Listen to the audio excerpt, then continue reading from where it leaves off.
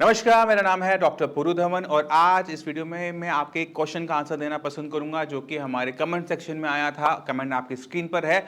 Comment था कि जब मेरा बीपी और शुगर कंट्रोल में है, हाँ, क्रिएटिनिन और यूरिया क्यों बढ़ रहा है। इसका आंसर देना बहुत जरूरी है। ये सिर्फ किसी एक कमेंट एक किडनी फेलियर पेशेंट का नहीं है, ये बहुत सारी किडनी फेलियर पेशेंट के माइंड में जरूर आ रहा होगा। जब बीपी और शुगर हम कंट्रोल में कर लेते हैं तो क्यों हमारा लेवल बढ़ता चला जाता है। अब हम थोड़ा सा इसको समझने की कोशिश करेंगे कि बॉडी के अंदर क्या हो रहा होता है। तो शुरुआत करते हैं सबसे पहले कि किडनी क्यों खराब हुई, क्योंकि इसे जानना बहुत जरूरी है। अब आपके माइंड में आ रहा होगा कि आपको तो पता है, बट फिर भी थोड़ा सा रिवीजन कर लेते हैं। तो किडनी जो खराब होती है 80% में बीपी और शुगर की वजह से खराब होती है। किडनी के अंदर जो टिश्यू है, अगर वो डैमेज एक बार ले लेता है, तो मर जाता है, तो वहां पर वो जो मर गया टिश्यू वो जिंदा नहीं हो सकता किसी भी कीमत में। और जितनी भी सीकेडी बीमारी है, किडनी फेलियर होती है, वो सेल्फ प्रोग्रेसिव होती है। यानी एक बार किडनी को थोड़ा सा डैमेज हुआ, मान लो 5% हुआ, वो धीरे बढ़ते बढ़ते बढ़ते बढ़ते बढ़ते 100% तक चला जाता है। अब हमारे लिए क्या मुश्किल होता है कि इसको रोकना। अगर आपको पता है कि आपकी किडनी बीपी से खराब हो रही है, तो बीपी को कंट्रोल करना इसलिए जरूरी है क्योंकि बीपी से एक्स्ट्रा डैमेज हो रहा होता है। बीपी बढ़ा रहेगा तो डैमेज तेजी से बढ़ेगा, बीपी कंट्रोल में आ जाएगा तो डैमेज स्लो डाउन हो जाएगा। ये इंपॉर्टेंट हो गया कि कंट्रोल करना जरूरी है। अब जब बीपी एंड शुगर कंट्रोल में आ जाए, जब क्रिएटिनिन बढ़ रहा है, तो उसके पीछे दो बड़े कारण होते हैं। तो पहले चलते हैं सबसे इंपॉर्टेंट कारण पे, वो है मेटाबॉलिक एसिडोसिस। जितने भी किडनी फेलियर के पेशेंट है ना, केएफटी हर महीने करवा लेंगे, बट सीरम बाइकार्बोनेट का टेस्ट वो कभी कभार या कहने पे करवाते हैं, या इसके बारे में पता नहीं होता। अगर क्रिएटिनिन लेवल 4 को क्रॉस कर चुका है तो बॉडी में एक कंडीशन तैयार होती है, वो है मेटाबॉलिक एसिडोसिस। हमारी किडनी ना सिर्फ क्रिएटिनिन और यूरिया को बाहर निकालती है, साथ में फ्लूइड, इलेक्ट्रोलाइट्स और एसिड को भी बाहर निकालती है।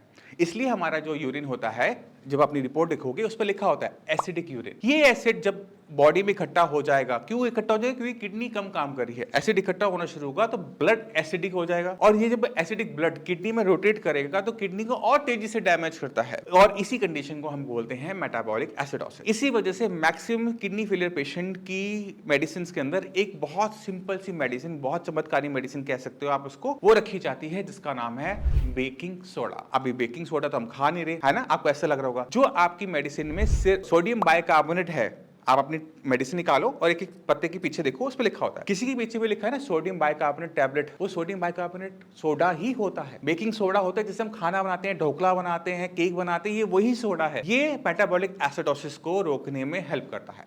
अब कुछ केसेस में क्या होता है कि हम टैबलेट तो खा रहे हैं, कम खा रहे हैं, तो भी मेटाबॉलिक एसिडोसिस बढ़ेगा। कभी कभार हम टैबलेट लेते ही नहीं, डॉक्टर ने लिखी नहीं, हमने ली नहीं, तो क्या होता है? तो मेटाबॉलिक एसिडोसिस होता है, किडनी को डैमेज होता है। तो ये सबसे बड़ा कारण है जहां पर क्रिएटिनिन की वैल्यू बहुत तेजी से बढ़ती है, बहुत तेजी से बढ़ेगी। जैसे इस महीने 4 है, अगले महीने देखोगे 4.5 हो जाएगी, फिर वो 5 हो जाएगी, फिर सीधा 6 पे जंप करेगी, 5.5 आएगा ही नहीं, 6, फिर सीधा देखोगे 7.5, फिर देखोगे सीधा डायलिसिस। तो ये जो कंडीशन होती है, ये मेटाबॉलिक एसिडोसिस की वजह से हो रही होती है, और इसको कंट्रोल करने के लिए आपको केएफटी के साथ सीरम बाइकार्बोनेट का टेस्ट करवाते रहना चाहिए। सीरम बाइकार्बोनेट की जो नॉर्मल वैल्यूज होती है वो 21 से लेकर 29 तक होती है। तो आप चेक करो कि आपका जो सीरम बाइकार्बोनेट है किस वैल्यू में फॉल करता है। अगर आपकी वैल्यू कम आ रही है तो आपको अपने टैबलेट्स को बढ़ाने की जरूरत है। दूसरा, खाने में जो हम खट्टा मना करते हैं, अगर आपने मेरी डाइट की वीडियो देखी होगी तो मैं बहुत स्ट्रिक्टली बोलता हूं कि खट्टा मत खाना, अचार नहीं खाना, सिरका नहीं लेना, नींबू नहीं लेना, वो इसी के पीछे कारण होता है। तो पहली चीज, अपना टेस्ट करवाओ केएफटी के साथ। हर लैब में नहीं होता, मैं मानता हूं, हर बड़ी लैब में होता है, मैं ये भी मानता हूं। तो आप एक अच्छी लैब को सिलेक्ट करो जिसमें आपका सीरम बाइकार्बोनेट का टेस्ट हर महीने होता रह सके। थोड़ा महंगा जरूर टेस्ट है, बट जरूरी टेस्ट होता है किडनी को संभाल के रखने के लिए। तो ये हो गया पहला कारण। अब चलते हैं दूसरे कारण के ऊपर, जो कि हमें देखने को मिलता है हर किडनी फेलियर पेशेंट में, और इसी वजह से जैसे क्रिएटिनिन के लेवल थोड़े से बढ़ने शुरू होते हैं, आपके डॉक्टर्स आपको डायलिसिस के लिए बोलना शुरू कर देते हैं कि अब आपको डायलिसिस की जरूरत पड़ेगी। सेकेंड पॉइंट को समझने के लिए आपको थोड़ा बॉडी के अंदर झांक के देखना पड़ेगा कि बॉडी में चीजें किस तरह से होती हैं। आपको सिंपल तरीके से बताऊं, अपना हाथ देखो, आपको हाथ के अंदर ना ये नीली नीली लाइनें नजर आएंगी। ये क्या होती है? ये वेन्स होती हैं। ये ब्लड को हाथ से हार्ट की तरफ लेके जा रही है, दिल की तरफ लेके जा रही है।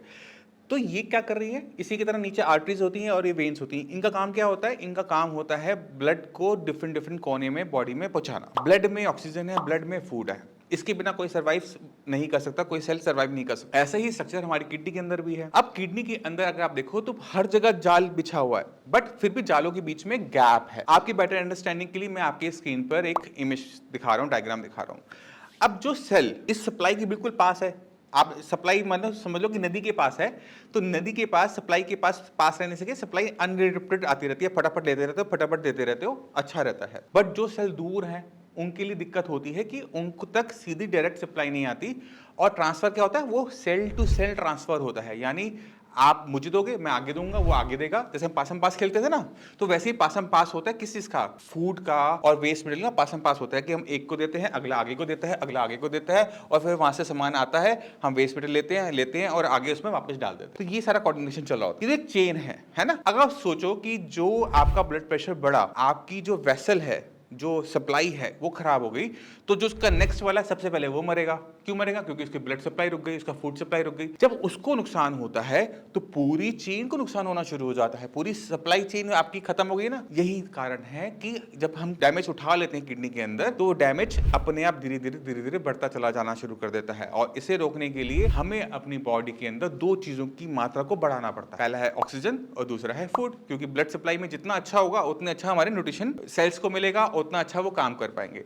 और किडनी फेलियर पेशेंट गलती क्या करते हैं सबसे बड़ी, कि खाना पीना कर देते हैं बंद, प्रोटीन नहीं खाना, ये नहीं खाना, वो नहीं खाना, उबले टिंडा घिया तोरी, और अपना वेट डाउन करना शुरू करते हैं। जो पेशेंट खाना पीना टाइट कर देता है, उबला हुआ खाना खा रहा होता है या फिर सिर्फ फ्रूट डाइट पे रह रहा होता है, उनका क्रिएटिनिन लेवल 2 महीने बहुत अच्छा नीचे जाता है। बहुत, मैं कहता हूं बहुत अच्छा जाता है। आपका वेट मान लो कि 80 किलो था, आप हो गए 60 किलो की, 20 किलो वजन आपने 3 महीने में गिरा लिया, आपका क्रिएटिनिन लेवल था 8, वो हो जाएगा 6 या 5। बट आपकी बॉडी में आएगी वीकनेस, और ये वीकनेस आप जितनी मर्जी कोशिश कर लो, इसको आप खत्म नहीं कर पाओगे। और आगे के जो दो रास्ते होते हैं वो बंद हो जाते हैं, डायलिसिस का और ट्रांसप्लांट का। क्योंकि बॉडी में अब खून नहीं बनता, क्योंकि आपने प्रोटीन इंटेक नहीं किया, आप डायलिसिस नहीं करवा सकते, क्योंकि बॉडी में कुछ बचा ही नहीं। इतनी वीकनेस है आपके लिए, उठना बैठना चलना फिरना बोलना सब कुछ मुश्किल हो जाता है। तो ये वीकनेस जनरेट होती है। और जो क्रिएटिनिन लेवल 2 महीने डाउन रहा, वो तीसरे महीने बढ़ना शुरू हो जाता है। क्यों? क्योंकि बॉडी में अब जो स्टोर था, फैट था, वो सब खत्म हो चुका है। अब बॉडी चाहकर भी अपने रिजर्व को यूज नहीं कर सकती, बॉडी वीक होती चली जा रही है, आपकी किडनी वीक होती चली जा रही है। और किडनी जितना वीक होती चली जाएगी उतना कम काम करेगी, जितना कम काम करेगी उतना क्रिएटिनिन यूरिया लेवल बढ़ना शुरू होगा। तो जो शुरू में 2 महीने में आपको फायदा नजर आना शुरू हुआ था, डाइट को बहुत ज्यादा टाइट करने का, प्रोटीन पूरा बंद कर देने का, उबला हुआ खाना खाने का, और वही आपके लिए सबसे बड़ी मुसीबत बन जाता है, क्योंकि हमने इसको समझा नहीं था। आपको क्रिएटिनिन डाउन करना है ना, आपको ये समझने की जरूरत है कि आपकी बॉडी में बाकी ऑर्गन्स भी लगे हुए हैं। किडनी के अलावा लीवर है, हार्ट है, ब्रेन है,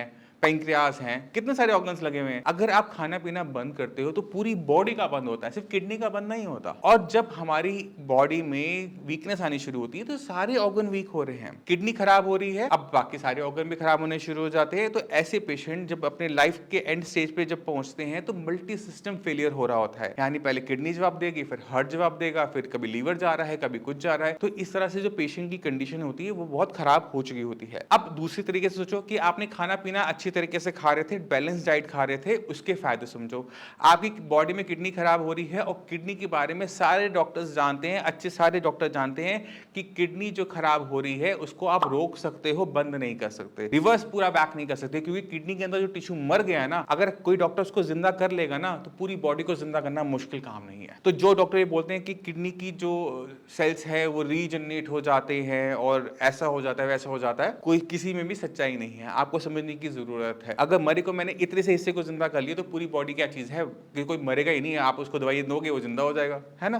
बट ऐसा होता नहीं है। आपकी बॉडी में जो सेल मर गए हैं वो मरे ही रहेंगे, आपने और सेल को मरने से रोकना होता है, और जो अच्छे सेल्स हैं उनसे काम थोड़ा सा बढ़ा लेना होता है कि creatinine level, urea level down हो जाए। और उसी को ही श्रेयस में साइंस इंजीनियरिंग में करवाया जाता है, जिसके आप बाकी सारे टेस्टिमोनियल्स, रिपोर्ट्स आप इस चैनल पे देखते आए हो। वो इसी तरह से पॉसिबल है। खाना पीना टाइट करने पे दिक्कतें ज्यादा बढ़ती हैं। 2 महीने का जरूर सुख मिलेगा कि रिपोर्ट में सुधार होगा, बट वो किसी काम का नहीं है। तो आपको जरूरत है समझने की कि आप बॉडी को क्या दे रहे हो, क्या इनटेक कर रहे हो, बॉडी उसको किस तरह से कर रही है। अब आप इसमें डाइट में मॉडिफिकेशन भी है, इसमें थोड़ी सी एक्सरसाइज भी है। डाइट में मॉडिफिकेशन के लिए पूरी वीडियो अवेलेबल है, आप उसको जाके देखो, समझो। और एक्सरसाइज भी जरूरी होती है, मगर एक्सरसाइज हम बहुत हैवी एक्सरसाइज नहीं कर सकते। एक्सरसाइज क्यों करते हैं, पहले उसको समझने की कोशिश करते हैं। हम एक्सरसाइज इसलिए एडवाइस करते हैं कि आप अपने ब्लड के अंदर ऑक्सीजन की मात्रा को बढ़ा। अब हमारी नॉर्मल जो ऑक्सीजन सैचुरेशन होती है वो 95% के आसपास रहती है। अब अगर आप ब्रीथिंग डीप करने शुरू करते हो तो वो 98, 97, 98 के आसपास, 99 तक वो पहुंच जाती है। अब ऑक्सीजन सैचुरेशन बढ़ने का मतलब ये है कि सेल को 2 या 3% एक्स्ट्रा ऑक्सीजन मिलना। अब इसका कोई नुकसान तो होगा नहीं, फायदा ही होगा। तो ये फायदे लेने के लिए हम अनुलोम विलोम प्राणायाम पे जोर देते हैं। कपाल भारती मना करते हैं क्योंकि इसमें एब्डोमेन बहुत ज्यादा तेजी से हिल रहा होता है और क्रिएटिनिन की वैल्यूज अननेसेसरी बढ़ जाते हैं। तो अनुलोम विलोम प्राणायाम 2 चीजों में आपको हेल्प करेगा, बीपी कंट्रोल करने में, माइंड को शांत करने में और ब्लड को ऑक्सीजन रिच करने में। तो ये बेनिफिट देखते हुए अनुलोम विलोम प्राणायाम हर किसी पेशेंट को बोला जाता है। और थोड़ी बहुत वॉक, खाना खाया थोड़ा बहुत चल लो, कुछ नहीं है, कोई वीकनेस नहीं है, चलो। ये बेनिफिशियल रहता है किसी भी किडनी फेलियर पेशेंट के लिए। अब हमने शुरुआत तो कहीं और से की थी, पहुंच कहीं और गए, कोई बात नहीं, कुछ अच्छा मिला, कुछ लंबा मिला, कोई दिक्कत नहीं। अब इसी के साथ मैं आज चलने की आज्ञा चाहूंगा। मिलते हैं अगली वीडियो में। कोई भी टॉपिक आप चाहते हो जो हम कवर करना चाहें तो कमेंट सेक्शन में कमेंट करके बताओ, क्योंकि आप जो बोलोगे ना मैं वो वीडियो बनाऊंगा। आपके माइंड में कोई भी डाउट है मैं उसे क्लियर करूंगा। आपको बात अच्छी लगे तो लाइक कर देना, आपको अच्छी ना लगे तो डिसलाइक कर देना, दोनों आपके हाथ में। इसी के साथ आज्ञा, मिलते हैं अगली वीडियो में, तब तक के नमस्कार।